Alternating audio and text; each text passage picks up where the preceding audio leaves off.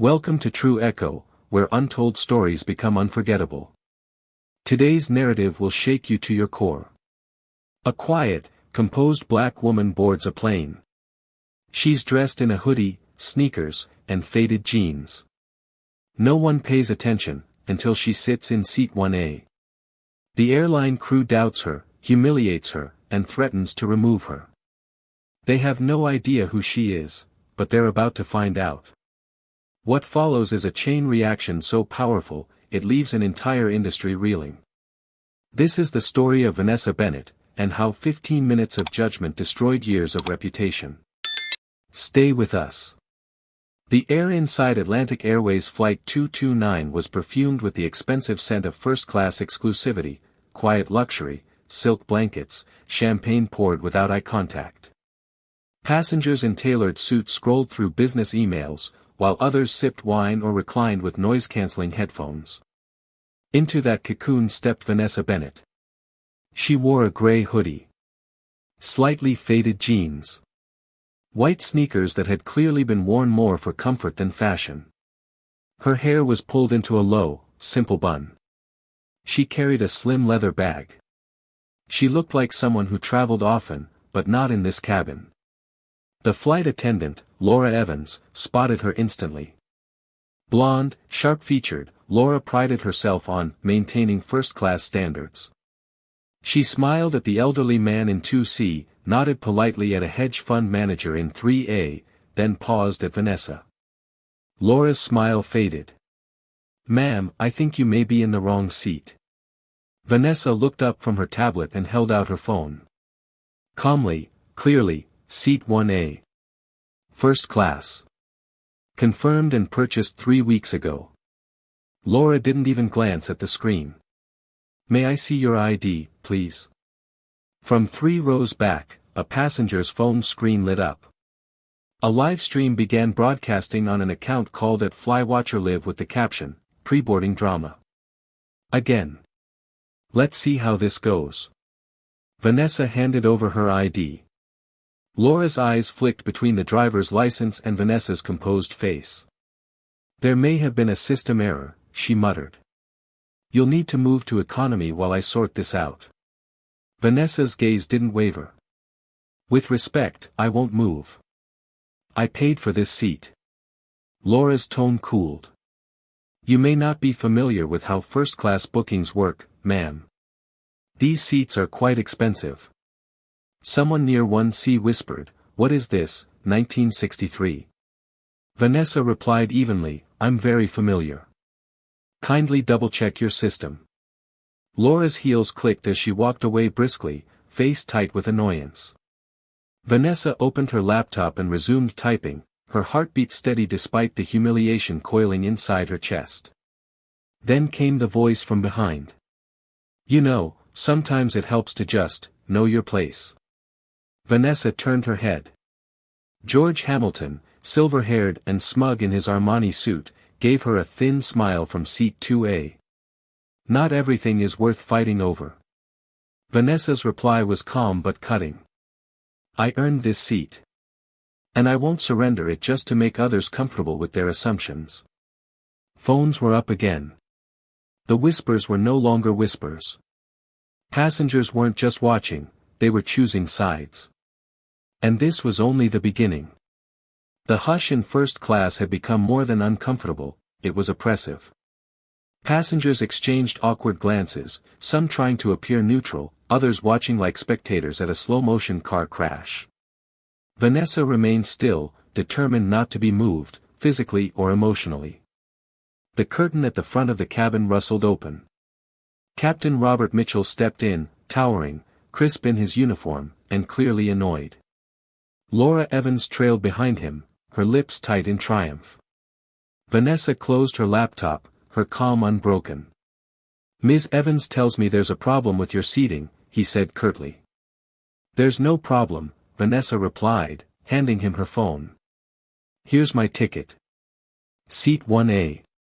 Verified." Captain Mitchell gave a cursory glance and didn't even lift the ID. "I've flown for over 20 years. I know when something doesn't add up." And frankly, I've never seen someone like you in this seat. There it was. The words were spoken with practiced civility, but the meaning was unmistakable. Someone like you. Vanessa blinked once. Sir, are you refusing to verify my ticket properly? The captain folded his arms. You've already caused enough disruption. Either move to economy or I'll call airport security. Your choice. Around them, murmurs began to spread. Wait, she showed them everything. She's not even yelling. This is nuts. Vanessa didn't flinch. I'm not moving. If you want me removed, I suggest you bring someone authorized to verify my documentation.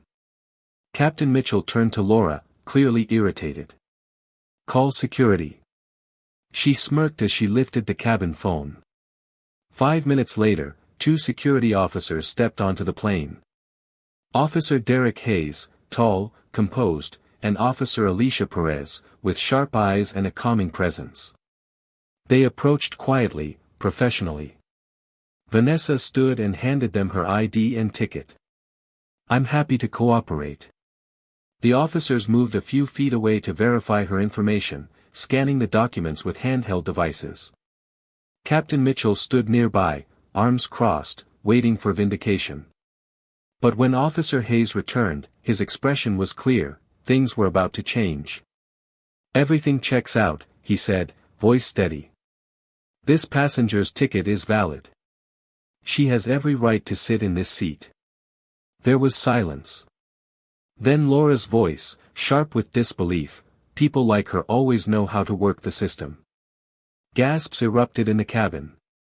Officer Perez turned. Excuse me. Laura paled, but the damage was done.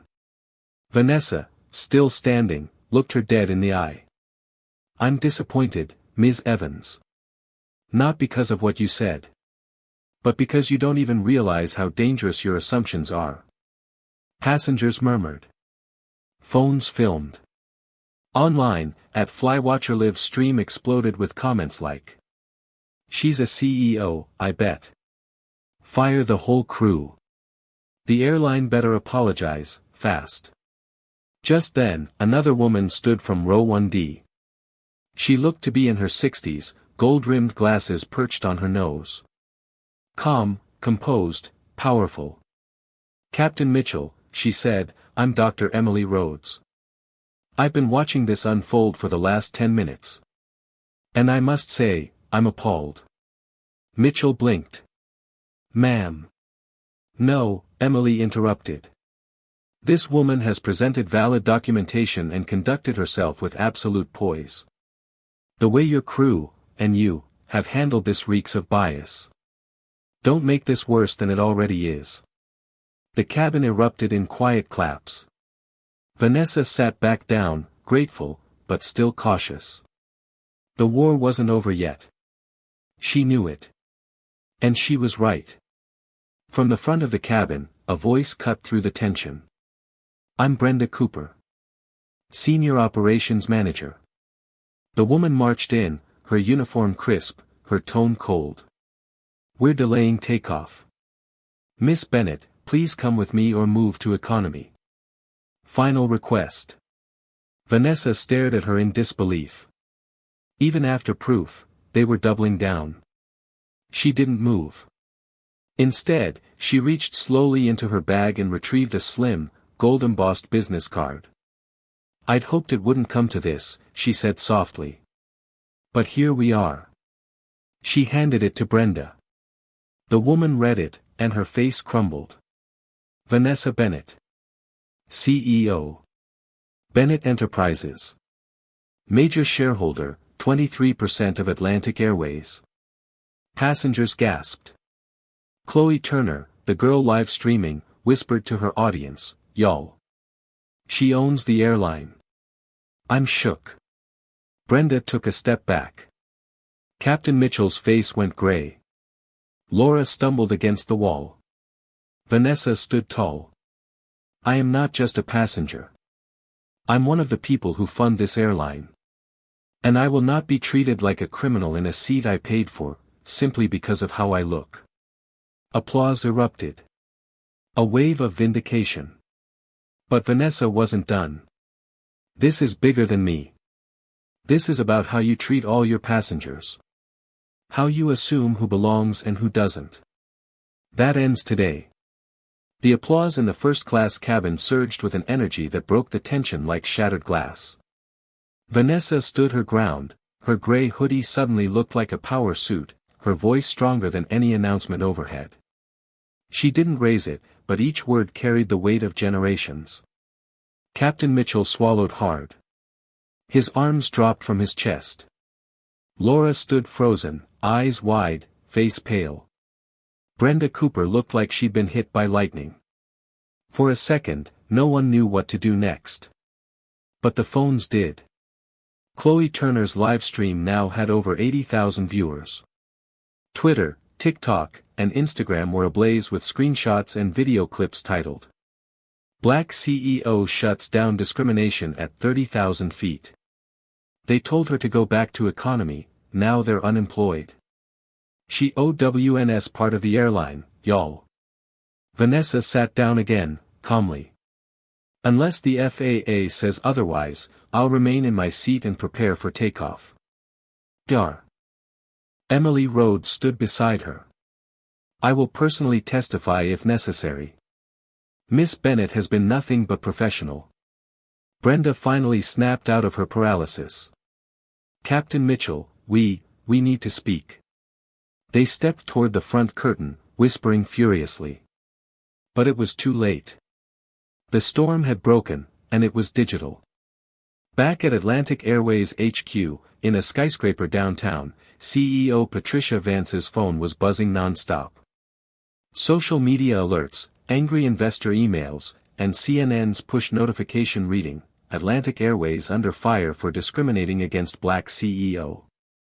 Patricia rushed into the boardroom. Get everyone in here. Now. Across the table, board members stared at screens as hashtags surged. Hashtag Vanessa Bennett. Hashtag She Owns the Plane. Hashtag Atlantic Airways Discrimination. Vice Chair Kenneth Marshall slammed his phone down. We are in a PR free-fall. This is worse than a crash. Patricia's jaw clenched. We insulted our own investor. The one who bankrolled our diversity initiative. Silence. A junior executive whispered, is she really a shareholder? She owns 23% of this company, Patricia snapped. And she just became the face of every wrong we've failed to correct. Back on the flight, Brenda finally returned to Vanessa's seat. Her posture was stiff, but the authority had drained from her voice. Miss Bennett, we sincerely apologize. There's clearly been a misunderstanding. Vanessa smiled coolly. No. There's been misconduct. Arrogance. Bias. And now that you know who I am, suddenly I'm worthy of respect. Brenda opened her mouth, but couldn't find words. Vanessa stood again and addressed the cabin, not just for herself, but for everyone watching. I want every passenger here, and every viewer online, to understand this. I shouldn't have needed a title, a bank account, or a business card to be treated with dignity. That's the real issue. Phones were raised higher. Applause grew louder. Even Mr. Hamilton in 2A turned crimson with embarrassment. Vanessa sat down, pulling her laptop back onto her tray. Let's fly. Atlantic Airways Flight 229 finally lifted off from the runway, but it was the airline's reputation that was plummeting, fast and hard. By the time the plane reached cruising altitude, thousands of tweets had been posted under hashtag Vanessa Bennett, with footage of the incident racking up millions of views. Vanessa sat quietly, now the unexpected face of corporate accountability. But inside Atlantic Airways HQ, chaos had erupted. CEO Patricia Vance slammed her office door shut as board members poured into the emergency conference room. On the main screen was a live update from CNN, featuring the viral video of Vanessa revealing her identity in Seat 1A. And this quiet woman in sneakers and a hoodie just exposed systemic bias with 7 words, I own 23% of this airline. The entire board stared in disbelief. Patricia turned to the internal counsel. I want a full incident report. Names. Timing. Verifications. Now. Already underway, he replied. But Ms. Bennett has just posted a statement. It's gaining traction fast. The room fell silent as Patricia read it aloud from her phone. No one should need power to be treated with dignity. I didn't stand up today just for me. I stood for everyone who's ever been told they don't belong, in a seat, in a room, in a world that should welcome all. The post had 600,000 likes within 40 minutes. Major celebrities were already resharing it. One board member muttered, "We have to fire the flight crew." Another added, "And issue a public apology immediately." But Patricia knew it wasn't enough. We need to meet her demands before she publicly pulls her investment. The board fell quiet again. In her seat high above the clouds, Vanessa finally closed her laptop. She glanced across the aisle, where Chloe Turner gave her a quiet thumbs up. Nearby, Dr. Emily Rhodes scribbled notes, already drafting a letter to her hospital network encouraging them to boycott Atlantic unless action was taken. Vanessa took a deep breath. This wasn't the end. It was just the start. Within 24 hours, Atlantic Airways was under siege, not by competitors, but by truth. The public demanded accountability. Emails flooded their inboxes. Phone lines rang non-stop.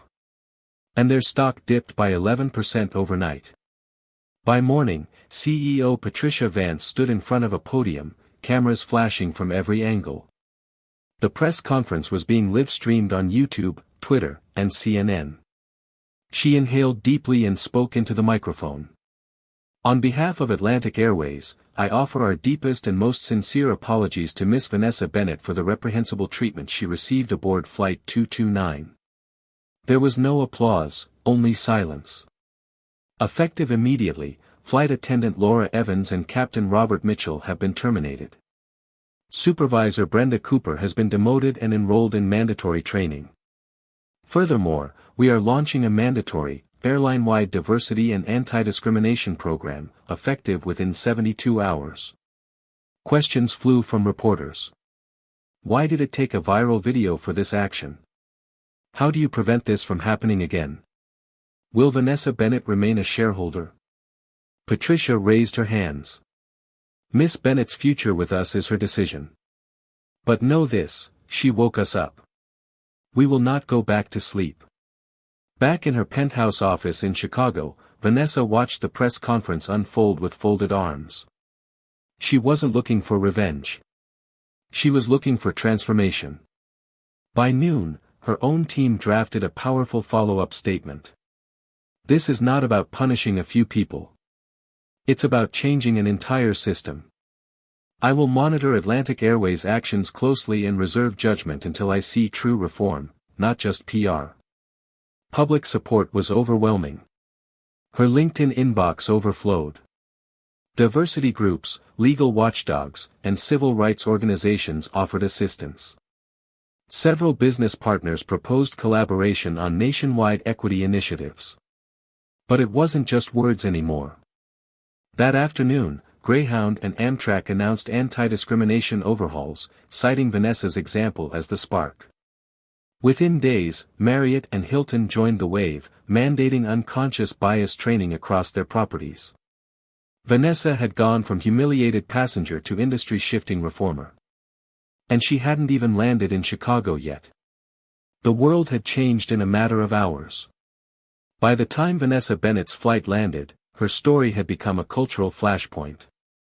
Major media outlets flooded the arrival gate, but she walked through quietly, escorted by her assistant and 2 members of her communications team. Reporters shouted, cameras clicked, but Vanessa said nothing. Her statement would come not in words, but in action. Back at Atlantic Airways HQ, Patricia Vance stood before the board. The airline stock had stabilized, thanks to their swift response, but Vanessa's silence now held the power of 1,000 press releases. What if she pulls her 23% stake, someone whispered. "We'd collapse," another replied. But what truly scared them wasn't financial loss, it was that Vanessa had become a symbol. And symbols are immortal. 2 days later, Vanessa live-streamed her own address from her office in Chicago. "I've heard from thousands of people, pilots, travelers, cashiers, CEOs, who all said the same thing: I've been there. My story is one of millions. It just happened to be recorded." She looked directly into the camera. If change is real, it must be permanent. And that means systems, not speeches. Then she laid out her demands. Full diversity audit of Atlantic Airways. Mandatory anti-discrimination training across all departments. Creation of an independent review board for discrimination cases. Quarterly public reporting on diversity progress. And a permanent fund to support minority entrepreneurs in aviation. The stream reached over 7 million views in the first hour. The public cheered. Investors panicked. Competitors took notes. The government responded too. The Department of Transportation announced a new federal regulation, the Atlantic Rules, requiring all airlines to publish their anti-discrimination procedures and outcomes quarterly. And Vanessa? She turned down every major interview. She didn't need to speak. Her story already had. 2 years passed. At the 2003 National Transportation Equity Summit in Washington, D.C., the ballroom fell into reverent silence as the keynote speaker walked onto the stage. Vanessa Bennett. Gone were the faded jeans and gray hoodie. In their place, a simple but elegant navy suit. She didn't carry a speech. She didn't need one. Her voice rang clear across the hall. 2 years ago, I was told I didn't belong in seat 1A. Soft laughter rippled, followed by a surge of applause. I was judged by my skin, my clothes, my silence. But I stayed in that seat, not because I wanted attention, but because I knew who I was. She paused. And today, we all sit in different seats, some of power, some of policy, some of protest. But we must never forget that the seat we fight for isn't just for ourselves, it's for the person who comes after us. The audience stood in a thunderous ovation. In the back row, Laura Evans sat quietly, watching with tear-filled eyes. Since her termination, she had gone through counseling, completed diversity education, and become a certified inclusion consultant. She now traveled across the country helping companies confront bias. And she owed her rebirth to Vanessa. After the speech, Laura approached the stage. Her voice trembled. "Miss Bennett. I was wrong. And I'm so sorry." Vanessa looked at her for a long, quiet moment. Then placed a hand on Laura's shoulder. "I know. And I forgive you." Nearby, Angela Simmons, a young black woman from Atlanta, wiped away tears. Vanessa's story had given her the courage to fight a discriminatory incident on a different airline. That legal battle set a precedent for the entire industry. Angela approached next. "You inspired me to fight back. And because of that, I won." Vanessa smiled. "You didn't win because of me. You won because you believed you deserved to." Outside the venue, news crews were already broadcasting the powerful reunion and forgiveness moment between Vanessa and Laura.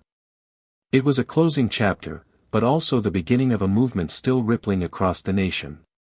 That day, Vanessa looked not like a passenger, nor a CEO.